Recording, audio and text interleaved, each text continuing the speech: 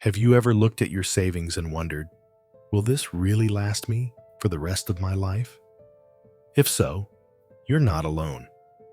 In fact, you'd be surprised how many folks in their 60s, smart, hardworking people, still feel that little knot in their stomach when they think about money and retirement. And hey, it makes sense. Life happens. Kids, careers, unexpected bills. Maybe retirement crept up faster than you expected. Maybe you didn't have the chance or the extra income to save the way you wanted. But here's the good news. It's not too late. Seriously, no matter where you're starting from, there are smart, simple steps you can take right now to build a more comfortable, stress-free retirement. You don't need to be a millionaire. You don't need to be a financial wizard. What you do need is a little guidance, a little intention, and a few golden rules to live by. And that's exactly what we're diving into today. Because the truth is, retiring comfortably doesn't mean buying a yacht or moving to some fancy island. It means knowing your bills are covered, your money is working for you, and you've got the freedom to enjoy your life without constantly worrying about every dollar. So, let's talk about it. Let's break down 5 golden rules that can help you feel more secure and in control, even if you feel like you're getting a late start. All right, first things first, and this one might surprise you, but one of the biggest game changers is getting real about your lifestyle. See, most people go into retirement thinking they'll spend less, but guess what? Many actually spend more in those first few years. Why? Because suddenly you have time. Time to travel, dine out, spoil the grandkids, or finally tackle that home project you've been dreaming about since the 90s. And there's nothing wrong with that. After all, you've earned it. But if you don't plan for that shift, it's easy to burn through your savings way faster than expected. I was talking to a couple last year, both in their late 60s. They were healthy, excited about retirement, had modest savings, and planned to take it easy. But within the first year, they'd already dipped deeper into their nest egg than they intended. 3 cruises, a kitchen remodel, and a few "we deserve this" splurges later. They found themselves tightening the belt a lot sooner than they expected. So what's the rule here? Live below your means, not your desires. It doesn't mean you can't enjoy yourself, but it does mean thinking long-term. Try tracking your spending for a month or 2. You might be surprised where your money's really going. And once you see it clearly, you can make smarter choices about where to cut back and where to indulge just a little. Now, onto something that's just as important, if not more. And that's making your money work for you, not the other way around. If you're over 60 and keeping all your money in a regular savings account, let's talk. A lot of seniors do this because it feels safe, and I get it. When you've worked a lifetime to build your savings, the last thing you want is to see it vanish in some risky investment. But the problem is, most savings accounts today barely keep up with inflation. So while your money looks like it's sitting safely, it's actually losing value every year. Think of it this way.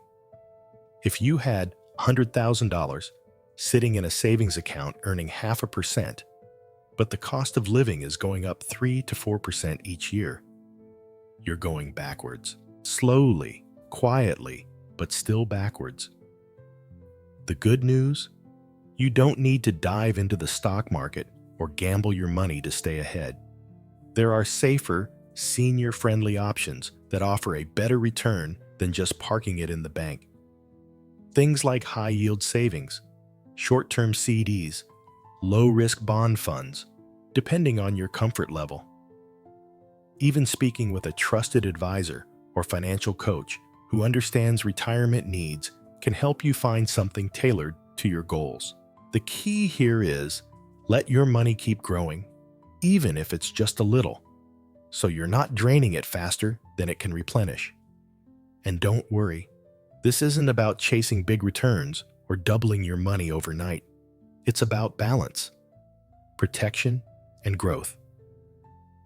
A slow, steady strategy that helps you outpace inflation while keeping your peace of mind. Now, let me ask you something. When was the last time you reviewed your monthly bills? I mean really reviewed them, not just paid them out of habit, because you'd be shocked at how many seniors are still paying for things they don't even use anymore. Cable packages filled with channels they never watch, landlines that never ring, old insurance policies with outdated coverage, or worse, overpriced premiums. I once sat down with a viewer who realized they were still paying for a gym membership from a place they hadn't visited since 2011. This is your chance to trim the fat. Not because you have to, but because every dollar you save is a dollar that can go towards something meaningful, like a family trip, a medical emergency fund, or even just peace of mind. Go through your monthly expenses with fresh eyes. Cancel what you no longer need. Negotiate bills where you can. Ask about senior discounts. And if it feels overwhelming, grab a trusted friend or family member to help you. You might end up freeing up hundreds of dollars a month with just a few phone calls. And believe me, that extra breathing room can make all the difference. Now that we've talked about living within your means and putting your money to work, let's talk about something even more critical: protecting what you already have. You've worked hard for what you have, so the last thing you want is to lose it, especially to something completely preventable. That's why one of the most critical steps to retiring comfortably isn't just saving or budgeting. It's protecting your money. And let's be honest, scammers have gotten a lot more creative in recent years. They're not just sending you badly spelled emails anymore. Now, they're impersonating Medicare reps, pretending to be long-lost relatives, or even calling from fake fraud departments, pretending to protect you. It's scary stuff. Just last month, I heard from a gentleman named Frank, 72 years old, retired teacher, sharp as a tack. But he got a phone call from someone claiming to be from his bank, saying there was suspicious activity on his account. The person knew his name, his address, even part of his account number. It sounded legit. They asked him to verify a few things. Frank, wanting to be cautious, gave them what they asked. And within 48 hours, $4,500 had vanished. Now Frank did everything right afterward. He contacted his bank, froze his accounts, filed a report. But the emotional toll was what hit hardest. He kept saying, "I thought I was being careful." And that's the thing. Scammers are professionals at making things sound real. So one golden rule here is to treat every unexpected call or message about money as suspicious until proven otherwise. Hang up and call the real number. Never give personal info over the phone. And talk to someone you trust before taking action. Because once the money's gone, it's incredibly hard to get back. And that stress, it's just not worth it. But protecting your money doesn't just mean avoiding scams. It also means making sure you have the right insurance coverage for this phase of life. Healthcare costs are one of the biggest expenses in retirement, and many people think Medicare will cover everything. Unfortunately, that's just not the case. A lot of folks don't realize how quickly out-of-pocket costs can add up. Prescription drugs, dental work, hearing aids, eye care, home health aids, those aren't always covered, and a single unexpected illness or hospital visit can set you back thousands if you're not prepared. Now I know, it's easy to glaze over when people start talking insurance plans and policy types. But this is about peace of mind. Sit down with a licensed Medicare specialist, not someone selling you a specific plan, but someone who can actually walk you through your options. Look into Medicare Advantage, supplemental plans, or other coverage that fits your situation. It might cost a bit each month, but it could save you from a financial disaster later on. And while we're talking about protecting what you've built, there's one more layer a lot of people overlook: having an emergency fund, even in retirement. Now, you might be thinking, emergency fund? Isn't that for younger people still working? Not at all. In fact, it's arguably more important now than ever. Why? Because when you're no longer bringing in a regular paycheck, the unexpected hits harder. Whether it's a sudden home repair, a car issue, or a medical expense that isn't covered, having a cushion, 3 to 6 months worth of living expenses, if possible, can prevent you from having to dip into your investments or retirement accounts when the market's down. And trust me, pulling money out during a downturn can do more damage than you realize.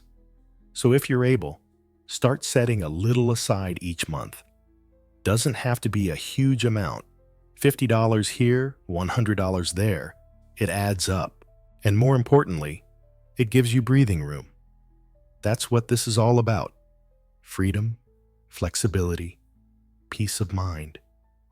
You'd be surprised how many retirees fall for this next mistake. It's subtle, and it feels like you're doing the right thing, but it can slowly drain your finances if you're not paying attention. It's this idea of giving too much, too soon. Now listen, generosity is a beautiful thing. We all want to help our kids, our grandkids, our friends. Maybe you've dreamed of gifting your child a down payment or setting up a college fund for your grandchild, and that's admirable. But here's the rule I always share with people. Don't give away money you might need to live on later. Because once it's gone, it's gone. I've spoken to seniors who gave big chunks of their savings to help their adult children, only to find themselves struggling to pay for their own medications or groceries just a few years later. It's heartbreaking, and many won't speak up about it because they don't want to seem selfish or make their kids feel guilty. But here's the truth. The greatest gift you can give your family is not becoming a financial burden later. If you want to help, set clear boundaries. Maybe it's a smaller, one-time gift, or helping in non-financial ways, watching the grandkids so they can save on childcare, passing along financial wisdom, or helping them avoid the same money mistakes you once made. Your well-being comes first. Period. We're not done yet. Next, we'll dig into the final golden rules that could make the difference between just getting by and truly enjoying your retirement. So, we've talked about protecting what you have, watching your spending, making your money work for you. But let's shift the focus now to something just as powerful: creating income in retirement, even if you're no longer working full-time. Now, I know what you might be thinking. I retired to stop working, not to start a side hustle. Totally fair. But hear me out. This isn't about punching a clock or going back to a 9-to-5. It's about finding simple, low-effort ways to keep money flowing in. Because the truth is, retirement doesn't mean your earning days are over. In fact, for a lot of people, it can be the most financially creative time of your life. I met a woman named Carol. Not a financial guru, just a retired nurse with a calm voice and a talent for calming people down. She started offering guided meditations online for seniors dealing with anxiety. Nothing fancy, just audio recordings from her living room. She now makes a few $100s a month, doing something that brings her joy and helps others. Another couple I know, they rent out their RV on the weekends. They're not using it. That one simple change paid their property taxes last year. The point is, passive income and light side projects can be incredibly empowering. not just financially, but emotionally. You don't need to build an empire. Just find something that fits your pace and adds value to your life or someone else's. Maybe it's renting a spare room, selling crafts online, starting a YouTube channel, even offering tutoring or consulting based on your career experience. The key here is income equals options. A little extra each month can mean not having to dip into your savings as often, or saying yes to that trip you've been putting off. And finally, here's a golden rule that ties everything together. It might sound simple, but it's the most powerful one of all. Know what matters most to you and let your money support that. Because here's what I see happen a lot. People enter retirement thinking they need to hold on to a certain lifestyle or image. They stay in the big house they no longer need, keep the expensive car that costs a fortune to maintain, or continue paying for things just out of habit. But when you strip it all down, the question is, what truly brings you peace? What actually makes you happy? I had a conversation with a man named Robert, 68 years old. He sold his home in the suburbs, moved into a small condo by the water, and cut his monthly expenses by over half. When I asked if it was hard to let go of the house he'd raised his kids in, he smiled and said, "You know what's harder? Worrying about bills. This place is smaller, but I sleep better." Retiring comfortably isn't just about numbers. It's about clarity. It's about making your money reflect your values, not just your habits. So take some time, sit down with a notepad or a trusted friend, and ask yourself, what do I actually want from this next chapter? What can I let go of that no longer serves me? What would make me feel truly secure and fulfilled? Because once you know the answer to that, the decisions around your money become a whole lot easier. And here's the thing I want you to remember. It's never too late to make a better choice. Whether you're 60, 70, or even 80, you still have the power to shape your financial future. Even small steps today can lead to a more peaceful tomorrow. So let's do a quick mental recap.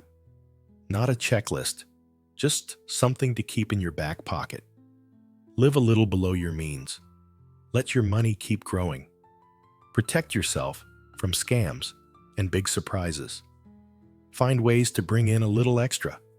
And most of all, align your money with what truly matters to you. You've worked hard your entire life. You've raised families, built careers, overcome struggles, and made it through more than a few storms. Now's your time to feel stable, to feel confident, and to enjoy the life you've earned. And if you're ever feeling behind or uncertain, just remember, you're not alone, and you're not out of options. Tell me in the comments, what's your biggest financial worry in retirement? Or better yet, what's one small step you're going to take this month to improve your financial peace of mind? I'd love to hear your story. If this video helped you, give it a thumbs up. It really supports the channel. And don't forget to subscribe for more honest, helpful advice on money, retirement, and living well after 60. Because at the end of the day, financial freedom isn't about having millions. It's about making smart choices that give you peace of mind. Thanks for watching, and remember, you've still got time, you've still got wisdom, and you've still got choices. Let's make them count.